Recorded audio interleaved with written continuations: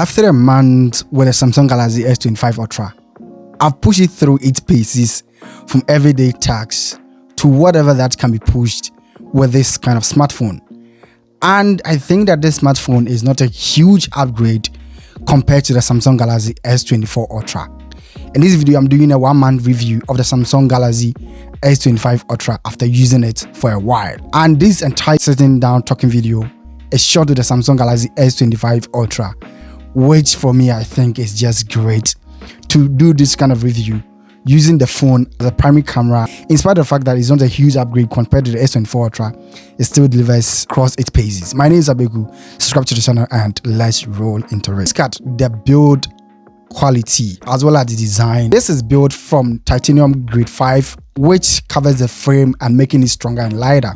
Relatively compared to the Samsung Galaxy S24 Ultra or probably maybe the iPhone 16 Pro Max, the S25 Ultra feels significantly lighter, but that also comes with a little bit of issue, which for me, I think that when you hold it, it feels quite a bit hollow compared to the S24 Ultra.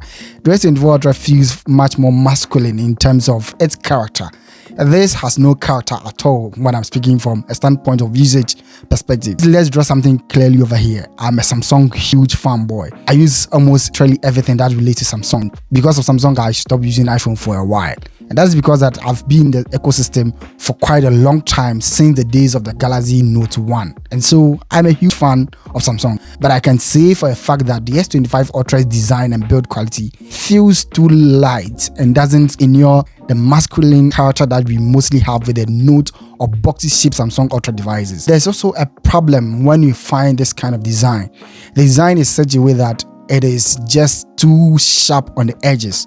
Even though it comes with a flat back, flat sides, and then flat frame, this makes it a bit difficult to handle, especially when you compare to the S24 Ultra, which has rounded frame. With respect to this compared to the S24 Ultra, you also find out that the S24 Ultra had sharper corners, but the corners are quite rounded, and so it makes it a bit comfortable to have it in your palm. Holding to use without a case is a bit too sharp in terms of the edge. It comes with an IPE68 water and dust resistance. It measures it for 1.5 meters all the way for about 30 minutes in water. Samsung has been stuck with this kind of IPCA technology for quite a long time, and the iPhone 16 Pro Max has far greater immersion than Samsung Galaxy S25 Ultra compared to the likes of OnePlus, which recently uses the IP69, which is meant for harsher conditions, especially with heat and in colder situations.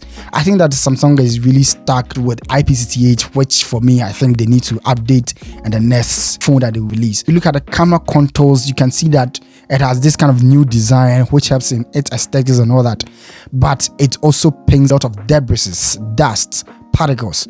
They get cluttered around the camera ring, and so I don't know how the design makes me feel about the S25 Ultra. A bit more elegant, it looks more polished and all that.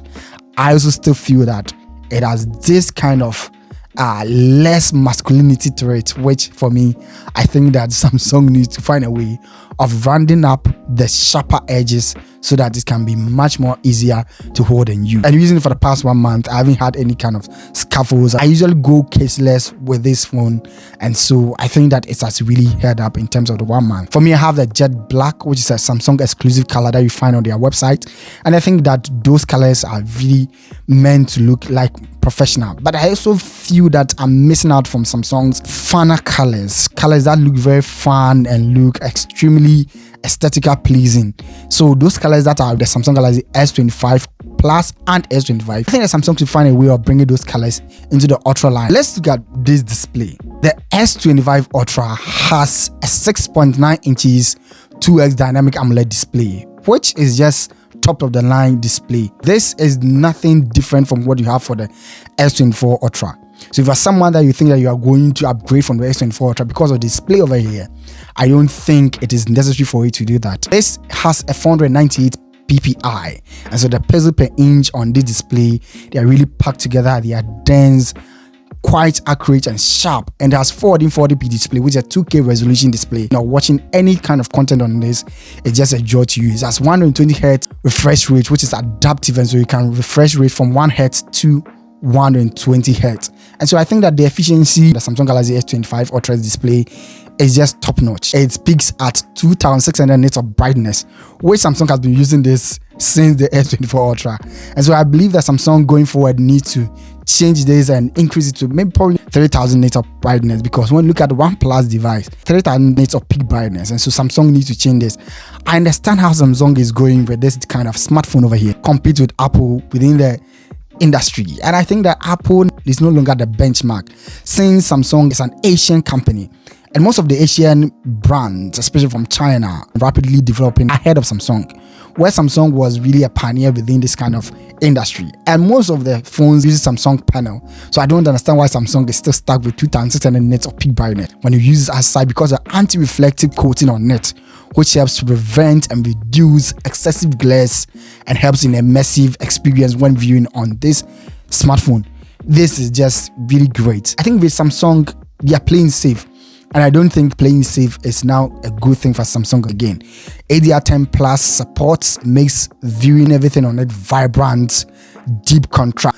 But there's also a durability concern that I have with my Samsung Galaxy S25 Ultra. I've had minor scratches and scuffles with the display. The best thing is to get a screen protector and apply it on this so that you can be safer from other kind of scratches that I've had over the period. I think that relatively combined, adding every technology together for the display, I think that the S25 Ultra's display is still the best display out there, all due to the anti-reflective coating that is being applied on it. So when you are using in harsher light situations, sunny, huge amount of light everywhere, you'll still be able to get great kind of viewing angle and display on this. This is absolutely a gorgeous display that we have for the S25 Ultra. Software and performance on the Samsung Galaxy S25 Ultra. The S25 Ultra ships out of box with One UI 7 and Android 15. Now, One UI has become my favorite thing ever from Samsung on any smartphone. This One UI gives you a lot of range in terms of customization. The smoothness on this is just crazy. For the fact that you can use a home app, and through good luck, you'll be able to customize even the animation scaling and everything on it to your own preference as a user. There's no phone out there that will give you any kind of leverage in terms of your ability to customize your animation on any smartphone. This is just top notch. It is just top level. I understand that Samsung took a lot of time to make the One UI 7 great on the S25 Ultra, but it's also so sad that users with the S24 Ultra and other devices are not able to experience this. And due to delays from Samsung, the level of things that Samsung has really factored into the One UI now is just so up there. I don't think that there's any smartphone currently in the market that has the same kind of performance, the same kind of customization. Of things that you are getting with the One UI 7 is just great on this. With this, Samsung is giving you 7 years of OS updates. 7 years from now, what if anyone will still be using this S25 Ultra? Samsung also needs to have a system, a way of ensuring that they give software updates to all their smartphones at a go. I only got one update since I got the Samsung Galaxy S25 Ultra, and that update came across board. So everyone across different countries were able to experience this update at a go. And that's what users like myself demand from Samsung. It comes with 12 gig of RAM and 512 gig internal storage by Snapdragon 8 Elite chipset, which is the top tier chipset. This is fast, it is fluid, performance here is just great, it's incredible.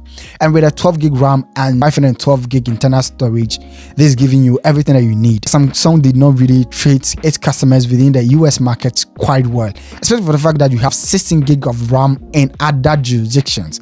I think that this should be made for everyone across board. The S25 Ultra comes with a lot of Galaxy AI integration. I'm not too keen with using the AI. I find Apple's way of integrating ChatGPT into their ecosystem on their iPhone quite interesting than what I have for Galaxy AI. But Galaxy AI is far advanced than Apple Intelligence, enhanced picture editing. That is crazy on this kind of phone. So when you put your hand on your face and you take a picture, you can be able to use the Galaxy AI, properly construct and fill in. It's just cool. But I think that for me personally as a user, I didn't use the AI that much. But it's just promising that you have this kind of development from One UI And with Snapdragon in mind, Samsung is able to pull it this and then also use Google's optimizations and all that to create interesting things with the Samsung Galaxy S25 Ultra. For me, software on this has been great. It has been exponentially the best thing I've ever used with Samsung over the long period of time that I've been a Samsung fanboy. Let's talk about the cameras on the Samsung Galaxy S25 Ultra. This is quite interesting. I mean, the cameras on the Samsung Galaxy S25 Ultra did not have any significant change when you compare it to the S24 Ultra. And for some users, they might find this quite annoying. But I also think that most of the refinements comes with the software, the processing, the capturing time, the integrations, and other additions that have been added to this kind of camera. 200 megapixel main sensor at f1.7 aperture. Then you also have 50 megapixel 5x periscope zoom. Then you have the 10 megapixel 3x telephoto lens, which is good, but it's quite outdated compared to whatever that it's being produced by Xiaomi, by Vivo. I have the 50 megapixel ultra wide with a field of view of 120 degrees. And I think that the ultra wide here is great. It is better than what you have for the Samsung Galaxy S24 Ultra. The hardware has not seen any significant change, but then the pictures, the videos that you're going to get out of this are great. What I've come to love with the Samsung Galaxy S25 Ultra's cameras has to do with the fact that there are lots of additions, minor tweaks here and there that Samsung has added, which makes the user experience much more polished. The UI has been changed, it has been brought down that you can use your hand, single hand, to change and control all your settings on it. You have the new zoom slider with the Samsung Galaxy S25 Ultra's camera. I think that Samsung needs to give an update to this so that other users with the S23 Ultra, S24 Ultra, S22 Ultra can also experience this. New zoom slider is very smooth. It is just precise.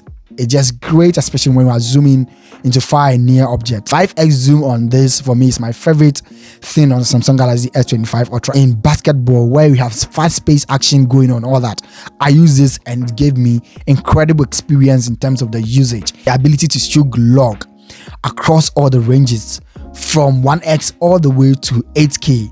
Man, that is just great for the Samsung Galaxy S25 Ultra. Simply use Samsung's color grading option or color correction option to be able to change the log and upgrade it. For me, I think makes the S25 Ultra's camera usage just the best. As I said, this entire video is recorded with the Samsung Galaxy S25 Ultra using the portrait video mode and using it at 1x. I think that I'm getting the best experience over here. Daylight time photography is excellent with vivid, sharp, precise colors. Overall, when you put everything together in terms of the camera, this is an upgrade in terms of the S24 Ultra. The skin color accuracy is just the best that I've seen on any Samsung Galaxy device. And also the natural color tone that you get over here makes it really great in terms of using. So for me, I think that I've not had any issues with the Samsung Galaxy S25 Ultra cameras. Over the past 1 month, these cameras have been great. They've been performing excellent and I have no issues at all. Now, battery life and charging. This phone comes with a 5000 mAh battery, same as the S24 Ultra.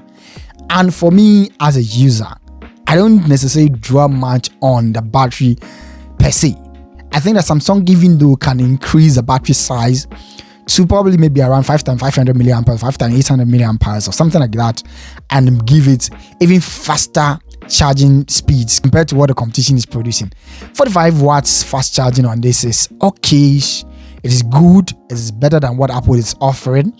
But I also think that for me, when it comes to battery life, it just depends on individual usage. I can use my phone over here and use the entire day, start at 8 a.m. in the morning, come back at home at 8 p.m. and still will have around 50 to 60%. And for me, I think it's just great. So I don't really dwell so much when it comes to the battery life. If you use a power bank, let's say a MagSafe accessory like a power bank on this, even without adding any kind of case, you still be able to charge the Samsung Galaxy S25 Ultra.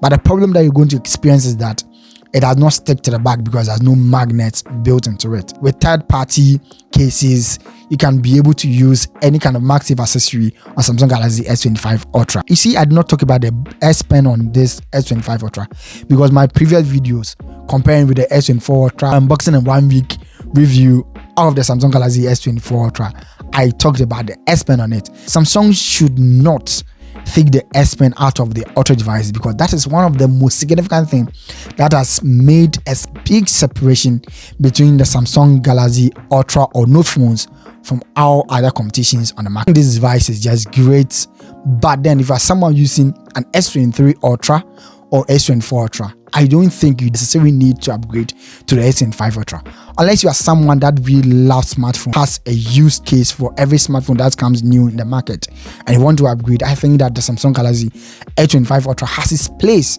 in the market scope, but as it stands now, I don't think that you need to upgrade from the S4 Ultra or let's say S23 Ultra to the Samsung Galaxy S25 Ultra. Put collectively everything together, from its hardware design, its software optimizations, its camera, and just literally its display quality and everything. This S25 Ultra for me over the past 1 month has been great, and I think that it's still a great device that anyone can purchase in 2024. If you enjoyed the video, can you subscribe to the channel? My name is ABEiiiKU, and I'm going to see you in the next video. Peace out.